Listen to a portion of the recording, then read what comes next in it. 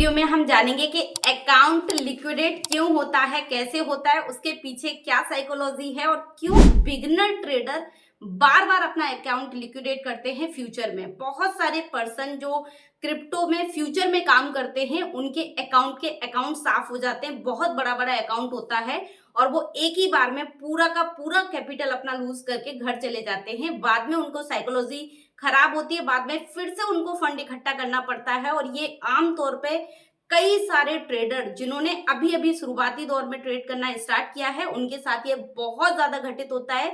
वो कहीं ना कहीं डिप्रेशन में चले जाते हैं और बोलते हैं ट्रेडिंग गलत चीज है, इसमें हमेशा मेरा स्टॉप लॉस हिट होता है, हमेशा मेरा अकाउंट लिक्विडेट होता है। तो ऐसा क्यों होता है, आज की वीडियो में हम इस पे बात करेंगे।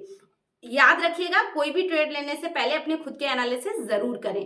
अकाउंट लिक्विडेट तब होता है जब आप फ्यूचर में किसी भी क्रिप्टो में काम कर रहे होते हैं। जब किसी भी क्रिप्टो का आप चार्ट ओपन करते हैं तो सबसे पहली चीज आपको डायरेक्शन पता करने में प्रॉब्लम हो रही है। याद रखिएगा, इस पे आप डीप नॉलेज ले सकते हैं कि मार्केट स्ट्रक्चर कहाँ मूव कर रहा है, कहाँ शिफ्ट कर रहा है, कहाँ पे ब्रेकआउट हो रहा है।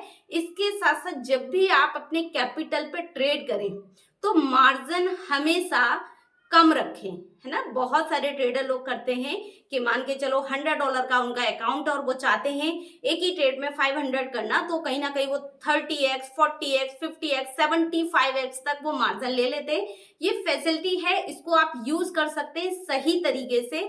अगर ट्रेड आपके अगेंस्ट मूव कर जाती है तो आपको पता है अकाउंट लिक्विडेट हो जाता है। बहुत सारे ट्रेडर ये गलती करते हैं कि आइसोलेट की जगह वो क्रॉस लगा के रखते हैं।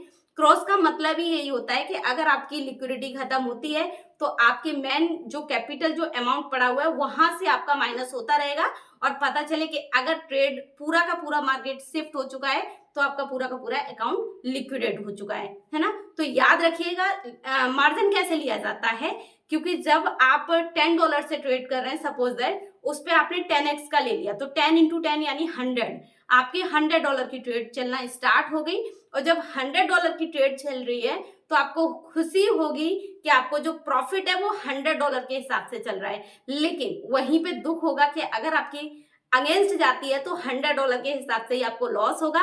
और जैसे ही आपके $10 जो आपकी रियल मनी है, जैसे ही मार्केट वहां तक मूव करेगा आपका $10 जैसे ही कटेगा, एक्सचेंज आपकी जो पोजीशन है उसको क्लोज कर देगा, ऑटोमेटिक क्लोज कर देगा, यानी जबरदस्ती एक तरीके से आपको ट्रेड से बाहर निकाल देगा और आपका अकाउंट लिक्विडेट हो जाएगा। तो याद रखिएगा, कभी भी फ्यूचर में सिर्फ लिक्विडेट तभी होता है जब आप मार्जिन ज्यादा रखते हैं, कम अमाउंट से ट्रेड करते हैं, सही से मार्केट स्ट्रक्चर को नहीं पढ़ पाते हैं, मार्केट मूवमेंट को नहीं समझ पाते हैं।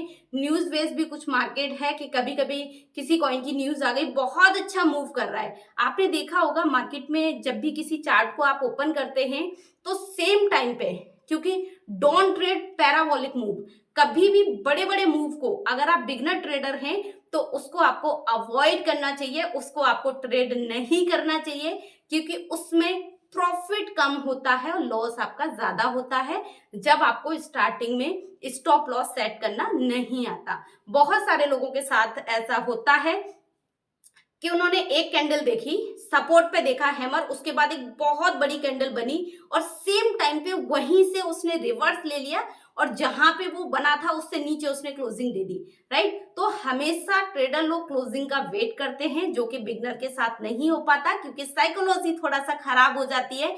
हम बार बार सोचते हैं हमारी ट्रेड अगर आपकी ट्रेड बार बार माइनस में जा रही है तो आप उस दिन ट्रेड को अवॉइड करें, उस दिन आप ट्रेड ना करें। एक साथ कई सारे कंफर्मेशन का वेट करें, क्योंकि ट्रेडिंग में एक इंडिकेटर आप सोचो 100% काम करता है तो वो नहीं करता।